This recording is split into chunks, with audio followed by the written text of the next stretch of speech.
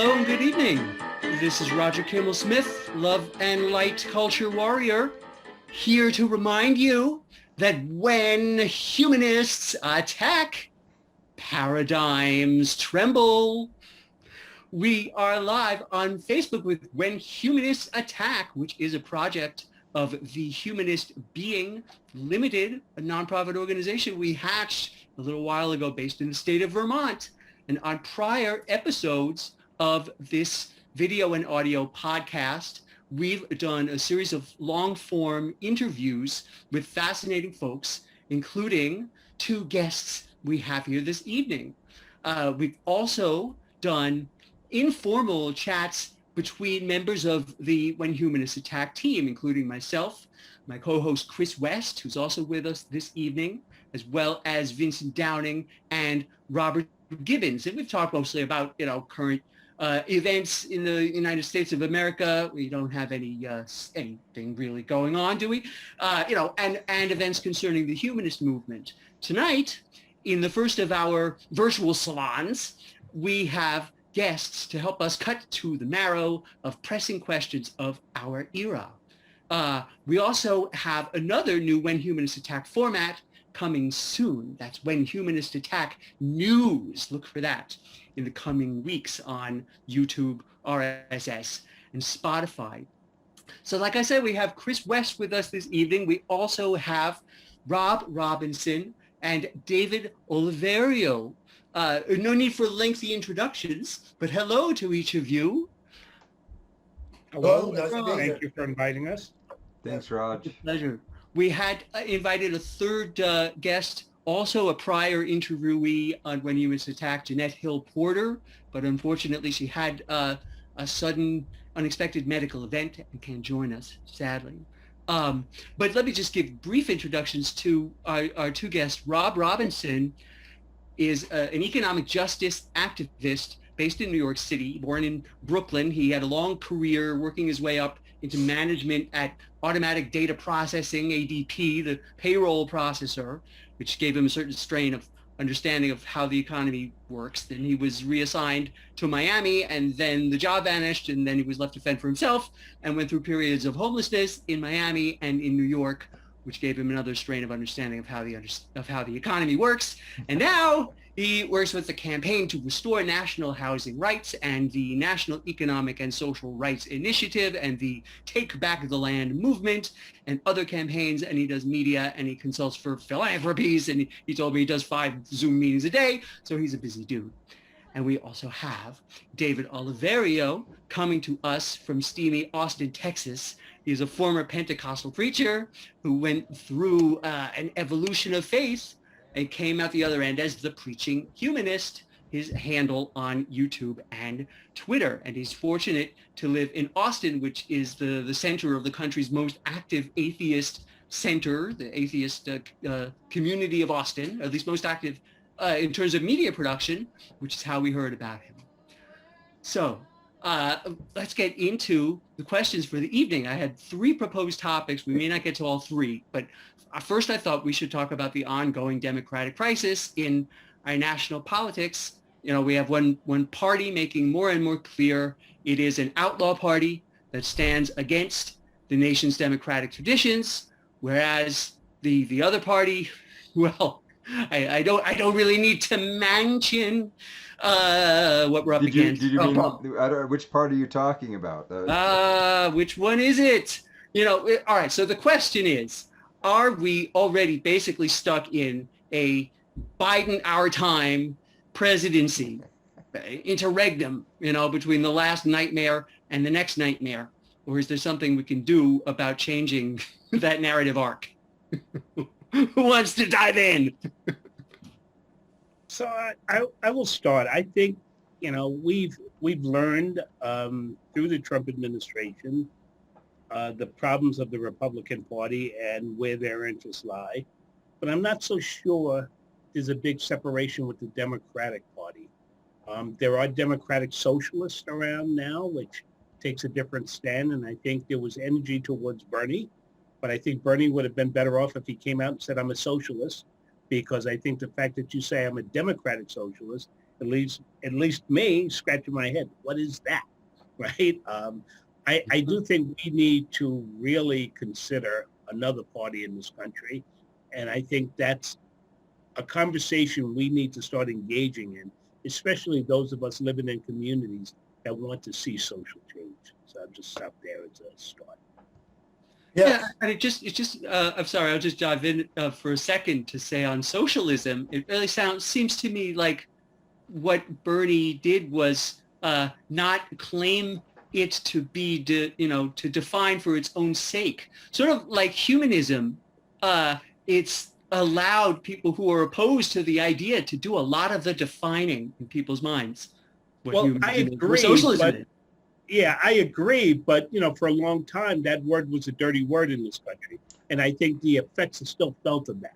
So it's hard to pull people in that direction, right? So it's going to take ongoing education. I would say that first offhand.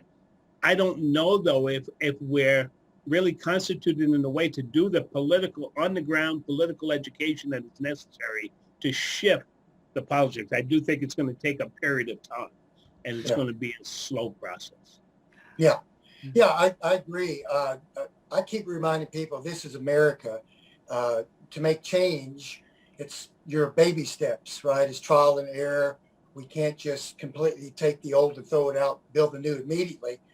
And to get to a more equitable, humanistic society, which I think most of us would love, I want that. In America, it has to be slow, incremental changes. And I think that would be, like you said, Rob, I agree. I think the more pluralism, maybe more parties, more opinions, more voices heard, get more people involved, and educating people about what the balance of capitalism, maybe socialism, democratic socialism is in this country, making it more of an equitable world, which most of us as humanists want, right? We want that equity, that freedom. Well, I want to toss it to Chris. But first I want to say, how come our side has to only make slow incremental change when it seems very much like the other side has already engaged in radical, very sudden change, throwing us completely off the moorings of our democratic tradition? Why don't we get to make sort of larger, more rapid kinds of changes too? Why is that unthinkable? I think that if we look at the American Care Act, the Obamacare, that was seen as radical by the other side and extreme. I don't think it was, but then again, I spent 10 years living in the Netherlands, where people pay 60% in taxes, and everybody has health care and can get access in general to the services they need. I think social contract. Yeah, I think I agree both. I agree with all of you, and I think that I love Roger's pointing out. That's what I thought when you said that, David. Is but why should we not try for the big steps? I think in the end, what David may be alluding to is that when we make these big strides in one direction, there's a flip, and they pull it back in the other direction. So the overall movement is baby steps, even though the individual pieces may not be that small. I don't know. I don't want to speak for you, David, but that's how I. Yeah, is that how you think? It's Well, the sort of dizzying, vertiginous pendulum narrative.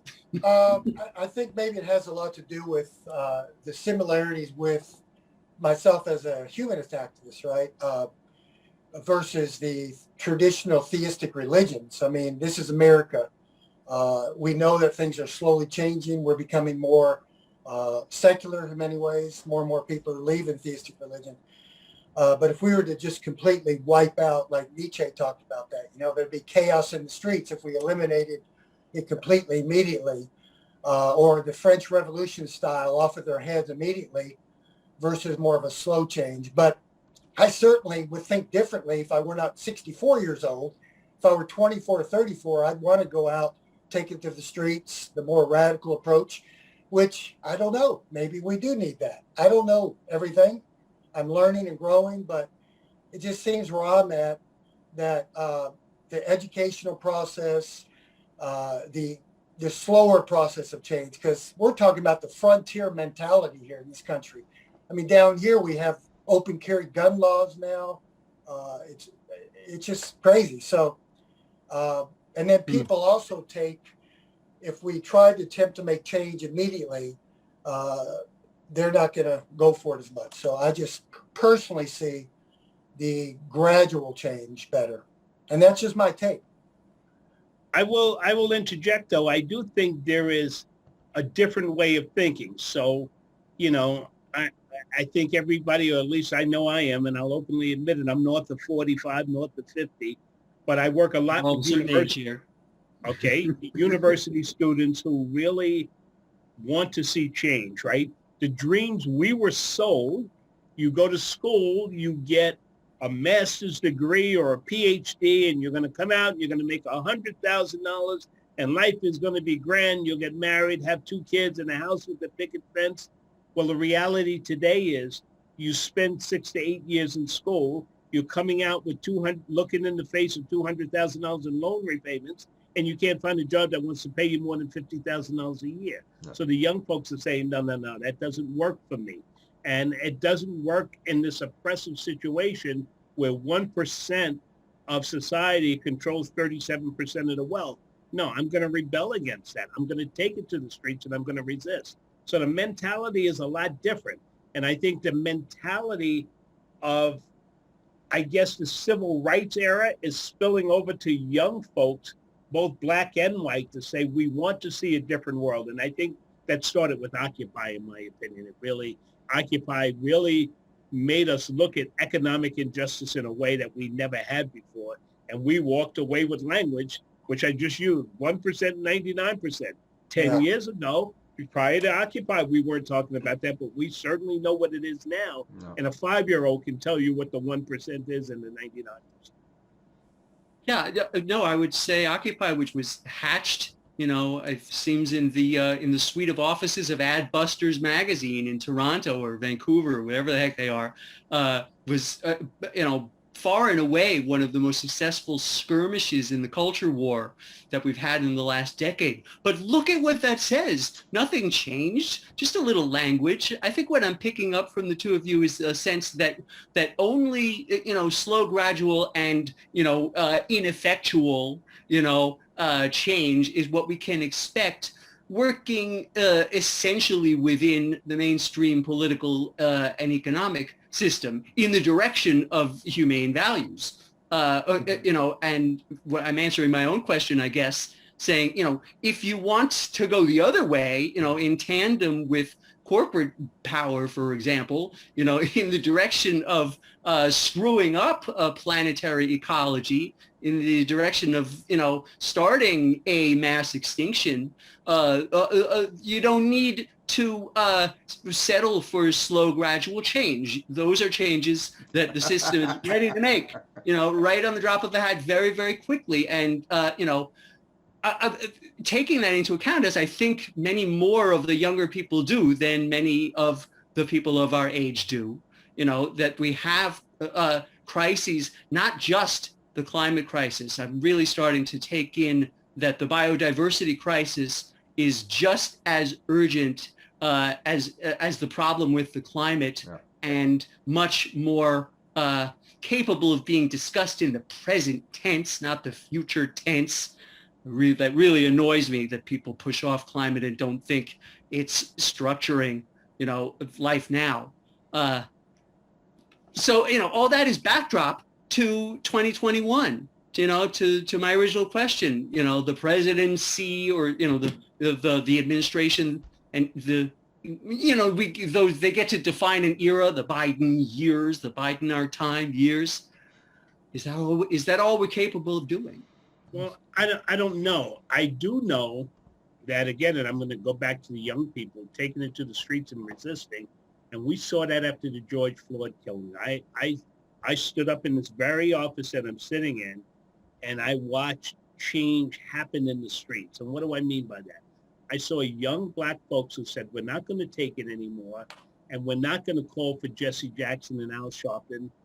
F the way you tell us to go about it by electing certain people in office, because You said if we elect black people, this will change. Well, we had a police killing in Baltimore of Freddie Gray, and the black mayor of Baltimore called the people who took it to the streets thugs. So nothing changed, and President Obama called them thugs the very next day.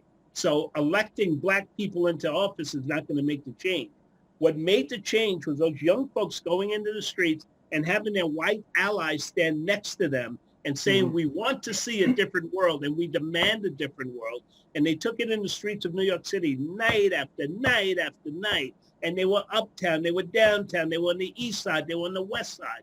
And every time the police came and put up a line, they said, you can put up your line of defense, but the white allies stepped in front of their black relatives and said, you're going to have to take us down before you start swinging the sticks at them. And I think it forced a mentality change. It certainly did in New York City. The police became less aggressive, and there were even shouts that these folks are taking over the city. What's going on here? The police were afraid at certain times. Well, you were leveling the playing field, right? Community control. Now, there's a novel idea. Syriza, when he was elected in Greece, one of the first things he asked for, take the guns away from the police. Wow, what a novel idea that was. What a leveling of the playing field. So I think there are opportunities. We saw governments in Europe start to make social change. I always refer to Syriza. He was forced out, through austerity and some other ways. But I watched Ada Colau, who came out of the housing movement and is now mayor of Barcelona, rise up and force change in Barcelona like we've never experienced in our lifetime. So I'm a big fan of the resistance, and I think the young folks are thinking different. And I think at certain points, elders like us need to take a step back and say, okay, what can I do to support you all? I'm not the charismatic leader that I used to be. I need to take a step back and let you all have this. And, whatever I can do to support, I'm over here. So I think it's changing, but thinking has to change. Actions have to change. Yeah. And I think the young folks are really setting the example for that. It sounds like you're talking about slight, tipping points. We have to have tipping points. That's right. Yeah, so I agree. I mean, it has to be, obviously we're nonviolent. That's right. I mean, I can understand that. Like I said, if I were 24 and I had that energy, I'd be out there too. There you go. That's all I'm saying. I'm not saying it's wrong. Right. Look, I mean, we also have, clear elements of a potential armed movement with politics totally different from ours, that showed itself on January 6th and one or two times before that, but lurks in the background, with the scary reality of all the weapons there are in this country, all of the militaristic mentality of it, and the fact that we continue to have essentially, a charismatic leader, mafioso person who's, captured as a hostage, one of our two political constitutional parties. There's a lot of talk now about new parties. I mean, if they're talking about new parties, it's a center party that seems to me to be the one that has the most, potential of forming. Spending 10 years in the Netherlands, I learned a lot about living under a parliamentary system. And I got to say, and Roger's heard me talk about this in the past, is I think that America would be much better under a parliamentary system because minority parties, these small parties, form into coalitions and get to govern. So you don't have a marginalization. There's always this interesting interplay. But I don't think there's a way to get rid of the presidency. Not on the table. No, I know. Who's even challenging the duopoly? Yeah. I mean, I have my theory of the 1.6 party system, that since 2016, we're seeing a devolution or a not particularly slow, maybe a medium speed realignment of the partisan structure. I mean, the Team Red and Team Orange split is real. They're both different factions of outlaw, though. That's the problem. And they're each following the same strategy as they battle with each other, with the fate of the Republic as a sort of collateral damage of their struggle. They're each just trying to maximize the drama because that's how outlaws work. And we know that there's a struggle between factions in the Democratic Party, too, perhaps a bit suppressed, while we have a milquetoast corporate dem in the White House. But then, so that's 4 sub-parties, Well, each Roger, less than half of a party. I don't know if there's suppression. I mean, a voice like AOC is ringing out, right? And we saw a change. We saw a 36-year congressman get booted in the Bronx, right? In office for 36 years. And the city said bye-bye and put a different face in there, somebody from the community, right? There's no question that, the anti-corporate challenge within the Democratic Party has risen. That was the great contribution that Bernie has made since 2016. That's a real change, but it's always sort of submerged and still within the context of the long historical fight within the Democratic Party. No. But I'm back to that big change takes time, right? So you have to take incremental steps. And I think we learn, at least I do, I like this idea of a parliamentary government. We saw a longtime leader in Israel now who's teetering on the brink after the U.S. supporting him all of a sudden.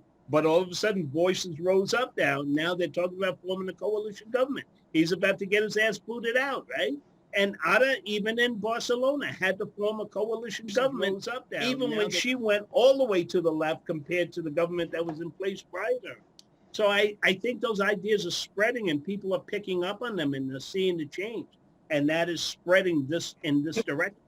Again, it just takes time. It's not going to happen. This was built 400 years ago, right? Yeah. And it was built, on a steady foundation. To take that foundation down, it's not going to happen in 1 year. It's not going to happen. It may not happen in my lifetime. This is something I learned from Brazil, from a group called MABI, the Movement of People Affected by Dams in Brazil.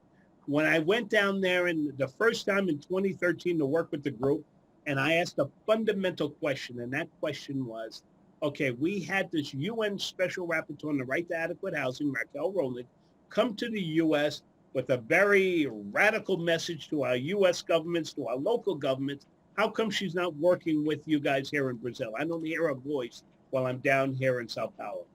And the leaders of MABI turned around and looked at me and said, Rob, take it easy. One thing you should learn, it took us 22 years to get to this point. It'll take us another 22 years to get to where we want to go.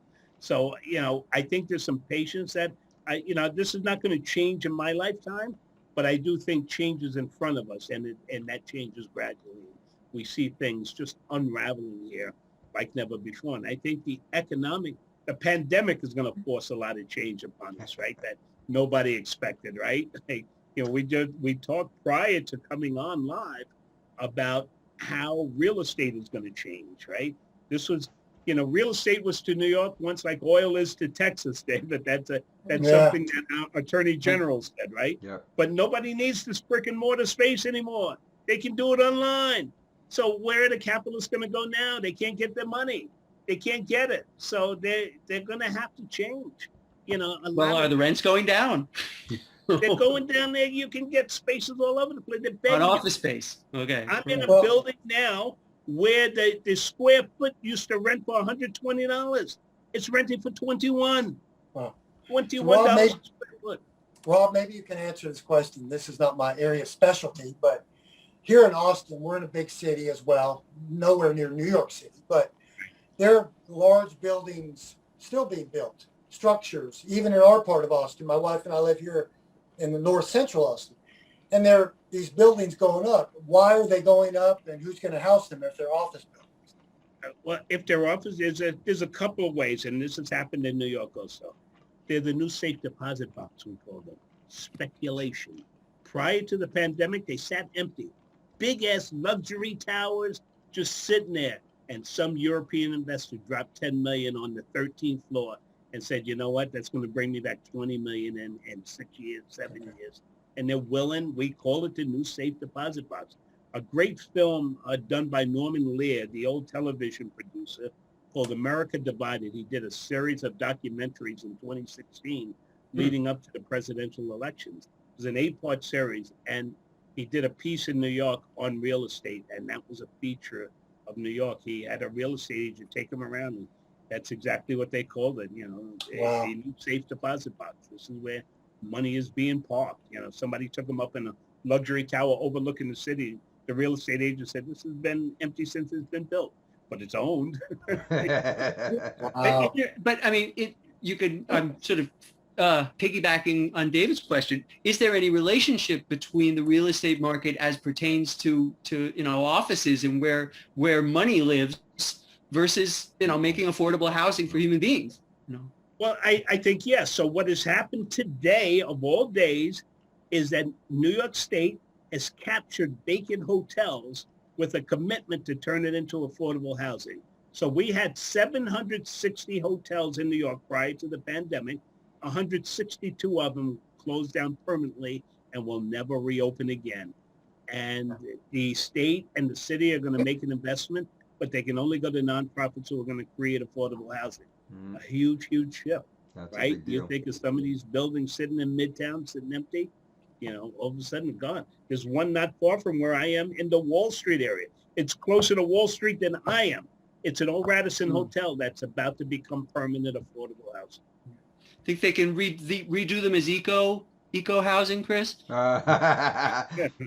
There's inherent benefits to large buildings and inherent problems, and if they're already built, then fixing those problems is not reasonable financially. However, I'm very heartened by that. I was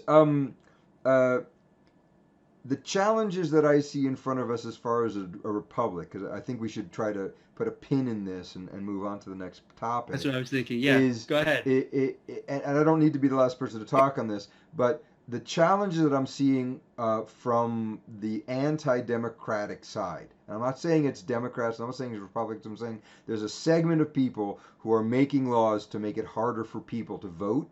And this happening not so long after the Supreme Court has removed all of the protections against that type of stuff from the Voting Rights Act.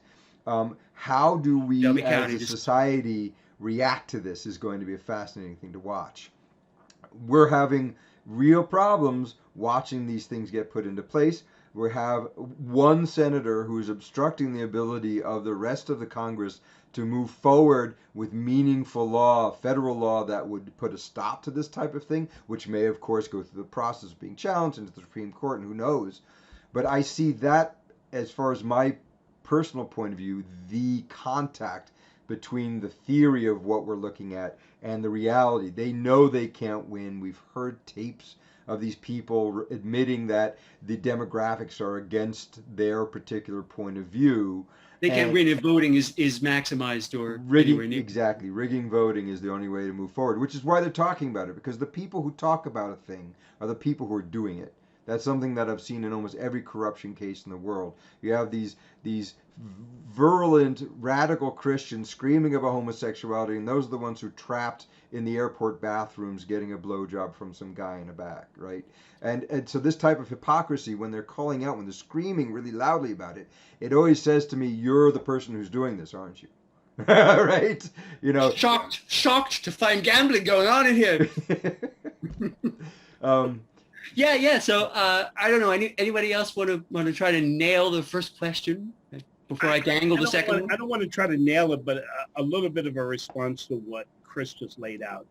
I do think there's an awareness level. That fight that we had in Georgia at the top of the year, the beginning of the year, I think awakened a lot of folks, right? And we saw the energy put in Georgia and the rest of the country saying, Georgia, we need you to do the right thing. And I thought that was a significant message from the pushback movement, right? That a southern state like Georgia, who we know was marginalized probably since it was created, did what they had to do to push back on the system. So, Chris, everything you said is correct.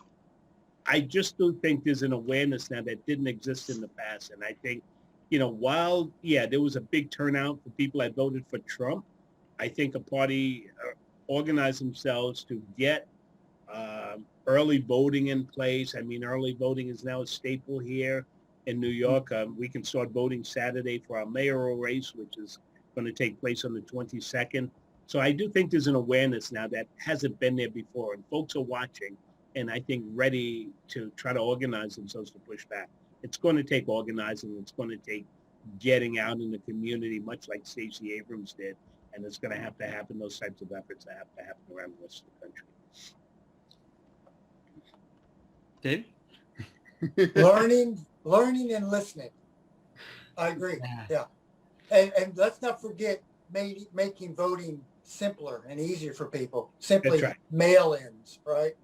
Well, Right. that's Well, this is what had David. happened. I mean, I suppose it may be fair to say that part of, the reframing of the struggle over voting rights that has happened in the past 12 months, has been driven by, the radical moves towards maximizing voting, that these circumstances of the pandemic led us towards, So to that extent, perhaps I can understand in a way I hadn't, not only the strategic panic on the right, but the way they've actually thought about it in terms of, they frame their argument that it's all unfair. This is all partisan, that the desire to maximize voting is by itself a partisan objective. That's what makes it seem like they're taking a stance against democracy. Well, it seems like. But I guess I'm also taking grandly from the past 28 minutes of us hashing this out, and I'm very grateful that we have. Is that our traditions lead us to believe that changes that are worthwhile require the difficult organizing, a series of phased struggles. And an expectation that you gain in a gradual fashion, where on the political economic front, whereas in many other dimensions of our experience, much more rapid change is a reality. And so that's part of what might make it feel like the political system is just so completely turgidly bottlenecked in a permanent fashion. So maybe, the steps toward quick change are ones that do an end run around our political economic system, Well, absolutely. But I also think building power in communities that never had power in the past, I think is a big part of it. We look at an organization like Cooperation Jackson down in Jackson, Mississippi, building political and economic power. Black folks going down there and taking a southern city and saying, no, it's not going to be the good old boys way, the way it was in the past. This is going to be real social change. And I think those types of ideas are spreading. I'll give a perfect example here in New York, and then we can move on. I think the Right to Counsel Coalition here in New York was huge, right? You go into housing court, before the Right to Counsel legislation, 99% of the people that went into housing court, which was a civil court without a lawyer, lost their case. We passed Right to Counsel. 40% of the people who went into housing court post that started losing their house. And now we're saying housing court must change because it's just a process that it's demeaning, it's degrading, it's violent, and there's a lot of pushback. And New York has fought off evictions the entire pandemic. The court hasn't been active.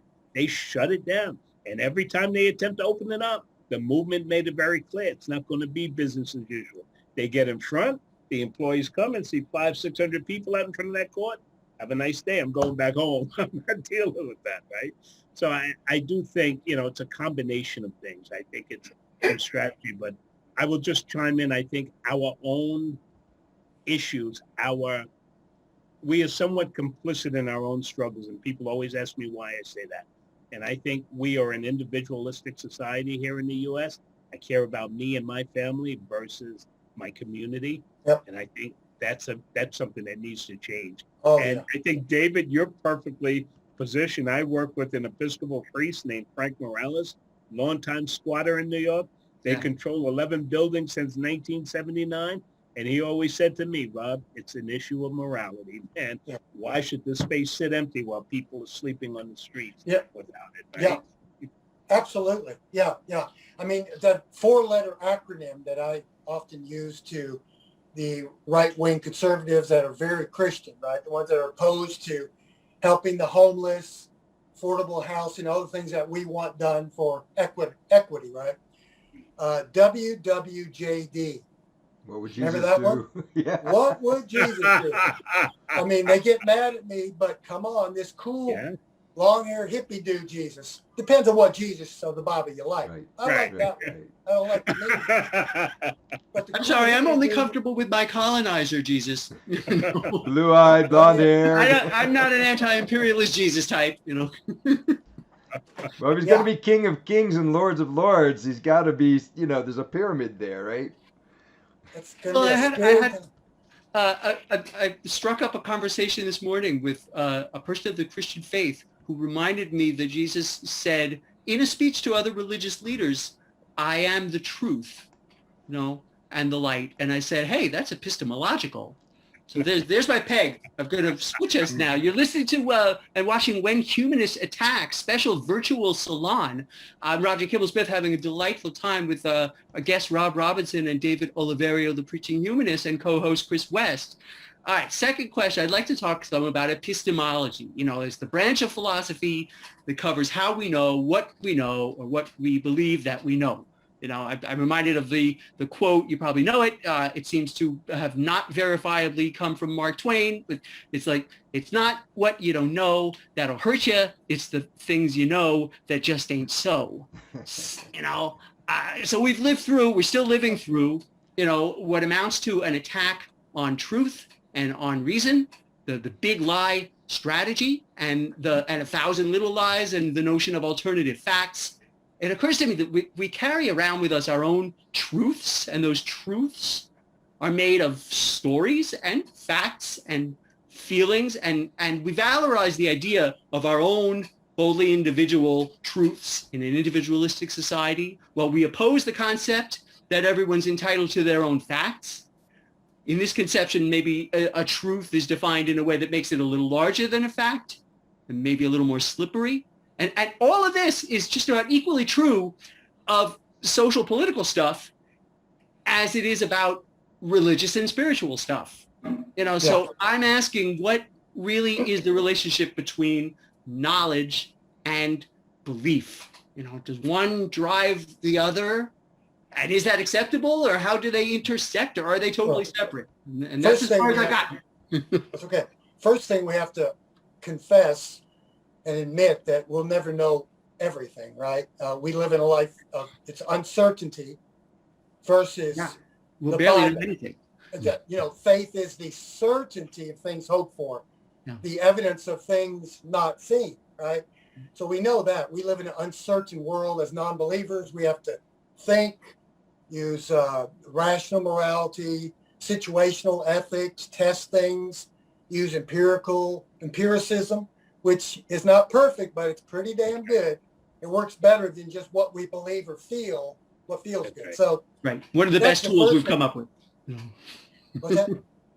Yeah. Roger was saying So I it's think one of the that's best tools we came up with, just to reiterate it. Yeah. Very good tools. Yeah. So we'll never know everything, but we can know, and we're learning more and more. We're growing as a species. We're becoming more knowledgeable, using the tools of critical thinking skills, testing, not faith, but testing things, right? So we're all learning. I don't know how much, though, David, that people are willing to learn, right? So, I talk about my lived experience. I had to sleep on the streets of Miami and survive that. 10 months in a New York City homeless shelter. And then I would start to connect my lived experience to historical context and say, okay, I went through a personal transformation. What I was taught the first half of my life, I don't now believe, right? I got to dump my brain and relearn the world based on that lived experience of living on the street and going through what I went through in the shelter and observing things around me that was happening, and reformulate my brain to say, okay, the world is not as it was presented to me. It exists different. And how do you do that? So it started for me with critical thinking. And when I brought up Occupy before, that's the big salutation I give to Occupy, right? It was a space of critical thinking. I hadn't been engaged. I was engaged in that a little bit personally because of a relationship with an academic named Neil Smith, but who was a progressive academic who understood that a person with lived experience had so much to teach and share, even to those of us in the academy, the walls of the academy, we can learn. Your lived experience is for something that we can learn from. And then learning is this reciprocal process. But I would argue that people push back on that because there are those who think they know everything and, education has a seal. I now say publicly when I speak, I should learn till I go to my grave, right? Every day is a new experience. I'm always learning something new, but I'm not so sure we all believe that, right? I have a lot of skepticism with respect to even comrades I work with, right? Because if I get before a group of organizers from a community and say we're gonna do this teaching or this education, oh, you're the smartest guy in the world. Like people get offended by the word. No, but we could all learn, and I guess part of me was that grounding in Brazil and Latin America, which taught me that education, going to the MST school, the Landless Workers School, how important education and the theory of change and what we live through is important. But not everybody believes it, so it makes it a challenge. Well, and not too many people get to experience it. If you're talking about the real, like Paulo Freire, kind of radical education that cuts through the BS of institutions and gets into power relations. But here's what I would argue, Roger. There's an opportunity. MST has reached out to organizers like myself outside of me. And they say, I think many organizers here in the U.S. say, what can I learn from Brazil? I'm from the U.S., right? They have this exceptionalist attitude, almost like our government itself has this, we're this great democracy, right? What can Iran teach us? What can Palestine teach us, right? Oh, yeah. So I think that's part of the problem. I think there are opportunities, but sometimes we reject those opportunities when they I recently interviewed someone for the When Humanists Attack series, Jonathan Granoff, who's an anti-nuclear activist with the Global Security Institute, but also an interfaith activist with the Parliament of the World's Religions. And he went on a long tirade about specific things that we can learn, about social organization, although we seem to be pretty strong on that one, but more about, the ways of infusing human values into the political realm from places like India, and what we can learn from China and what China stands to learn from us. But it's hard to have, to hold a larger internationalist, globalist framework in mind, when you're working locally. Yeah, that's important. We were discussing the methodology of empiricism and science and education, which is all real good. We're grounded and rooted in science and reason, no doubt. But we also, like Rob, you're talking about, we also have this thing called experiential intelligence too, through experience, right? And we can apply that as well. Absolutely. Just being open-minded and humble, because true humility is understanding your strengths and your weaknesses. That's and knowing, I call it the art of listening, checks and balances, listening to people, let them finish talking. Incredible, right? And there's a lack of that too. Just kind of the arrogance. And we get that even in our secular worldview. It's not only the Christian right. I mean, we have it over here too. Right. We can learn from each other, and no one person knows it all. So we do have a thing called experiential intelligence, because as you guys probably know by now, I don't have that upbringing from education, college, reason, science. It was anti that. It was pure Pentecostal, Bible, Holy Ghost. And I had to reprogram my brain, like Rob, you reprogram things the way you live. That's right. I came from this middle-class white preacher's home, but when I left that 31 years ago, when I was 31 years old, 33 years old, whatever, I had to reprogram my mind. So I went through a lot of experience, which I've gained knowledge on, plus the science, the reason, reading my sociology 101 textbook I have here. I didn't get to go to college, so I read all that science stuff, but all the experience and listening to others. Right. It's a transformation, David. It's called a transformation. You got transformed. I always say I don't wish any aspiration on anybody that they should have to go through what I went through, right? No, I don't want to cast any aspersions. You shouldn't have to lay on the streets 2.5 years to get transformed. You shouldn't have to go in the shelter. But if I had a magic wand where I could tap people and all of a sudden oh man, would I love to just go around tapping people and say, boom, you transform, right? Because, Yeah, like that angel in It's a Wonderful Life, Yeah, the last 15 years of my life have been incredible, right? Like meeting Neil, for example, this man saw me speaking at Columbia University and said, I want you to come up to the City University of New York Graduate Center and lecture my students. I said, I can't teach PhD students. I have an undergraduate degree. He looked at me so sternly and said, you taught me. You can certainly teach my students just because you don't have this piece of paper. You don't need a PhD to teach somebody anything. That's nonsense, right? And, it was again, part of that transformation, that you have something to share. Your lived experience, what you've gone through is valuable to others, right? If you're willing to share. But we have a society where if you went through something like I did, oh, look at him, he's a failure, right? I remember when David, he was part of this religious family and, they were good. They did all of this, but, we tend to point fingers, right? We point fingers at one another and say you're a failure because you didn't meet certain metrics that somebody else created for you, right? Like, right, and we internalize those metrics and create this a judgmental attitude towards self and others that disqualify us. That's right. So, I mean, from an epistemological standpoint, I just want to say that it Great sounds word. like both of you, are suggesting with the commonalities in the key transformation in your life arcs that experience is the fundamental teacher.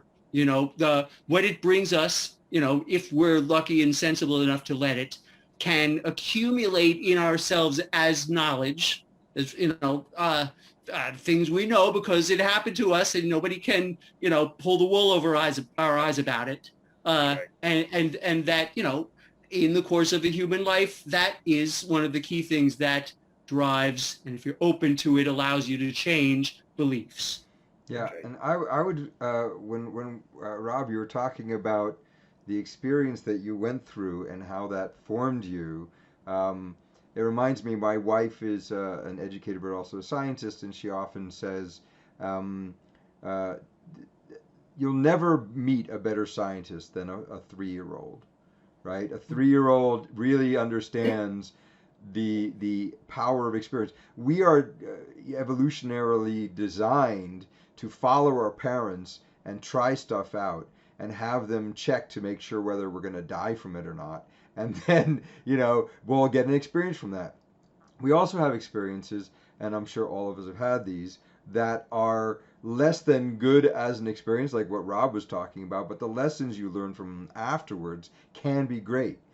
So some experiences can be very helpful, and some can be very unhelpful depending on the application and the environment. But we as people, we as beings, are natural scientists. We're natural empiricists. You try it, and if it doesn't work, you try something else, or you don't. Or sometimes we try it and we keep on doing that same thing over and over. But there are these indoctrination systems, and there still are there not, David? Right.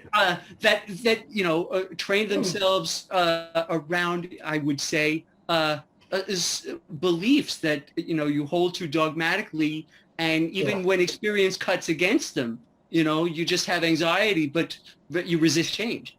Yeah. Well, that's where faith comes in, because faith can justify anything, right? It doesn't. They have to believe.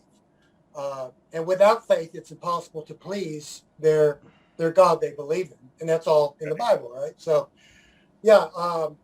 Right. And then from the secular standpoint, we have consumerism. Yeah. Yeah. Right. So, yeah. I think consumerism is that driver.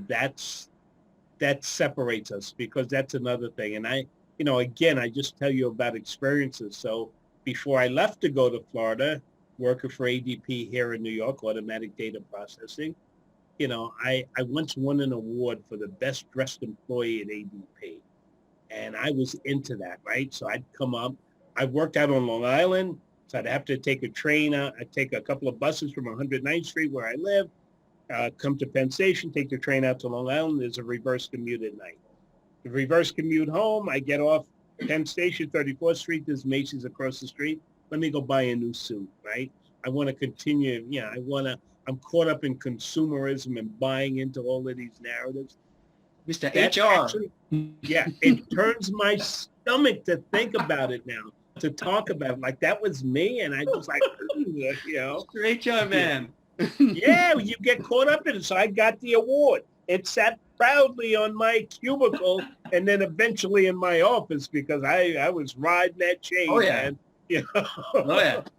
Comes Allow down me to show you this plaque. That's right. Yeah, I mean, doesn't all this change come down to humanist principles, the we versus the me, the selfishness versus selflessness? Yeah. And many of us want to think about the welfare of others, homeless people. I try, Rob, to go out, before I go out every Saturday morning with my signs, I always try to drop off food to homeless people. I've been doing it for many years. I have no idea what it's like, the way I was raised. But we have this innate sense of care as a social animal. I don't want these people to suffer. I don't understand. Some of them have terrible stories. I listen to them. Some are probably using the system. Some are on drugs. Others are not. Some of them really, really need help. We have them all around here. But David, that transformation button struck you, right? At some point, you've always had the humanity inside of you, but something forced it out. And here's the story I tell. I grew up with two brothers, right? So Dad would take his boys to go get a haircut. 4 of us get a haircut. We come outside of the barbershop and there's some guy that asks for $1. You're a little kid. Dad, give me $1 to give the man. And my father's words were always, he's a bum. He doesn't want to work. He's a bum. Then fast forward to me having to sleep on the streets of Miami. I went 4 days at one point without eating anything, David. My eyes were, like from the sun. You know it from Austin, how the sun can roast you. I walk in the shopping center where I decide I'm going to panhandle, and this elderly Cuban couple is walking towards me. And they must have been 80, 85 years old. The woman looks at me and she says in Spanish, "Tu hambre? Are you hungry?"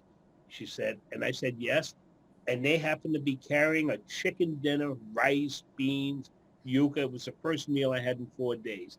And from that point on, I said to myself, I will never pass anybody on the street who was homeless without asking them if they're hungry, because I know what it's like to have laid there and understand. So, I don't want to, again, no casting aspersions even on my dad. My dad is buried and, I would never correct him, but I look back at those experiences now and say, Dad, that was a mistake. I see the world differently than you do. Sorry. Absolutely. Yeah. We're go ahead with it, David. No, I'm just saying we're wired genetically as a social animal. I look out at the dog park at our apartment complex. I love it. I'm watching the human interaction, the canine interaction, 2 social species, the caring for each other. I mean, we're hardwired. So this me versus we thing, it just drives me absolutely crazy. The pull yourselves up by the bootstraps drives me crazy. They don't know what these people are going through. They have no idea. I could go on and on about this. You can get me fired up here. So when we're talking about epistemology, when we're talking about how we discern what's true or not, I think the question was really very well answered by David in the first response. We rely upon empiricism and the system of the scientific method, which tries to eliminate bias through removing the individual from the various levels of checking to see if that person was biased, and all those people trying to be unbiased. And when we talk about epistemology and we're trying to figure out if something is true, the definition I go with is, does it conform to our shared reality, right? That's my definition of truth. So when I'm trying to figure out whether or not something is epistemologically sound for me, first of all, I start out by saying, is something being as close to conforming to the reality is something I want, right? Because there are plenty of people who don't give a damn about whether something informs the reality. There are people you walk up to in the street who will say, it's true because I want it to be true, because it makes me feel good, Right. all these types of things. And that's when we start needing to define what true is. What are we trying to say is true? Is it true that that makes you feel comfortable? Well, that's probably true. I'm not going to argue that. But is it true? Does it conform with our shared reality? And when people start using epistemological tools that are faulty, that they were given as younger people, that they were trained with, that maybe indoctrinated with, change Or older people. yeah, changing those epistemological tools can be a very frightening thing, because that can often lead to, ostracization from your culture, from your community, from your social network, all of those things. So that's about whether they say in street epistemology language, the doxastic openness or closedness, right? Are you open to look at and maybe change your mind about something that you hold as a deeply held belief, or are you closed to that because of all the things I just mentioned, the It's possibilities? O of the ocean acronym. Sorry? That's O in the ocean acronym, right? Openness, compassion. I forgot the other ones. Oh, interesting. Go on. Oh, I want to get that. Yeah. So yes, I think that for me, these discussions of truth are things that I want people to first of all admit, if they don't have good epistemology, that they admit that that's okay with them, right? And if That's a the, tough and one. if it is okay with them, then there's no reason to discuss whether it's true or not by my definition what truth is. Because some people will say, well, truth is what aligns with the will of God. And then, of course, you can go down the line of how do you discern what the will of God is, and then you can start picking that apart. But if someone is going to align themselves with a particular belief and say that that's true because it keeps them safe in their community, even if that community may not be healthy for them in the end, um, Yeah. that is a tough one, right? Yeah. Well, I've got, you probably, Chris, you and I discussed this last time I was on, and my speaking and my videos and all, I talk about this stuff, but I'm able to get out of my bubble all the time. I'm very fortunate because before my sweetie pie lets me retire in a couple of years as a personal trainer, I have to go into my clients' homes, right? And I go into all types of people. I've got Bernie Sanders liberals. I've got Donald Trump conservatives. I've got evangelical Christians. I've got fellow atheists, secular humanists, New Agers. I've got them all. We find out that we're all very, very similar. But when it comes down to epistemology, knowledge and all, we do have some differences there. Some people are totally opposed to anything different. Some people do the la, la, la, la, la. I try to normalize it with fundamentalist Christians on the weekends when they see my sign, good without a God. To love is human. They get mad at me for that. Yeah. But some people. So that would be beliefs taking command of a person and putting up stiff arms against knowledge. Yes. Just if you're keeping score at home. Yes. Yeah, totally. So, no, true. So I guess what I'm trying to say is there are people that are not interested in facts or reality. They're happy what they believe. They're not open. They'll do this. I've had many of them do la la la la la la la, like my grandkids, And what can you do, right? But there are people that are open-minded, and they're coming to the realization that they have skepticism, they have doubts, fears. Those are the people that I call the fence walkers. Right. We have to provide a alternative for them, a wonderful view of which we have in humanism, something that's really good, and I like it. Yeah. This idea of a shared reality, though, and it was a phrase that Chris put out there, is I'm a little cynical with. I don't know if we have a shared reality. And I guess that's why I gravitate, as I told you guys, to Paulo Freire and the MST school, because this group that I work with also is from Brazil, MABI, the Movement of People Affected by Dams. We started out by doing an exchange, and we wanted to understand each side, so the Brazilian contextual analysis and the U.S.'s contextual analysis. especially people who were suffering, going through social injustice and all of this. And then we went through that exercise so that we could build a shared reality. That took a lot of time, right? And there were some struggles, there were differences that surfaced, but eventually, and this is over a period, it started in 2013 and it still continues today, right? So a shared reality, I have some cynical thoughts when I think about the U.S., whether or not we have, and I think consumerism, individualism comes into this, but I think David did a great job of explaining it. Do you think I'm hearing you right if I respond by saying, I think that what we have day to day in the U.S. is a shared reality that's really quite thin and tenuous? That works. That works. And I would say I think we're talking about two different things in a sense here, right? Because um, there's the scientific shared reality, and then there's kind of the social experience shared reality, right? If a rock falls off of a terrace in a small town in Brazil, and the super rich guy who owns everybody sees it, and the super poor guy who's owned by that person sees it, they're going to see a rock fall. It may have completely different meaning about what that might mean, right? What the cause was. Maybe it was caused in the mind of the rich person by some careless, poor person who was tossing rocks because they're stupid and like doing that, and maybe the poor same fact fitting in different truths. Exactly. And I think that's what we're talking about. There is a reality that is not shadowed by the social things, but there is very much that social reality, and I think that's what you're speaking to. And that's a hard one to get through, because the only way, like you said, Rob, to really get around that is for us to take the time to listen to each other's stories and say, I am formed by my experience, and my experience is limited to this set, so I'm making decisions based on that set. And you're saying my set should be bigger.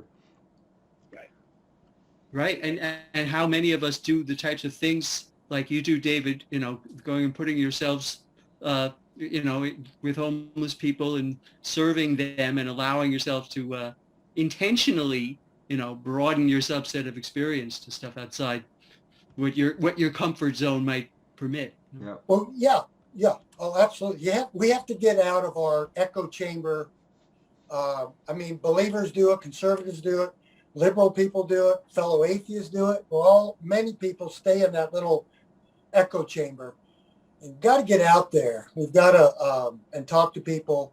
And the beautiful thing is, humans are humans. It comes down to it. We all have these shared thing. We all want love. We all want identity. We all want compassion. We want a group of friends. We want to be valued. We all need that stuff. So these are things that I'm attempting to do. Not everybody agrees with my style, but right. I think we should try to make peace with people. You don't have to agree with them, because there's a lot of things we don't agree with. That's right. Yeah. Yeah, David, that was so well said.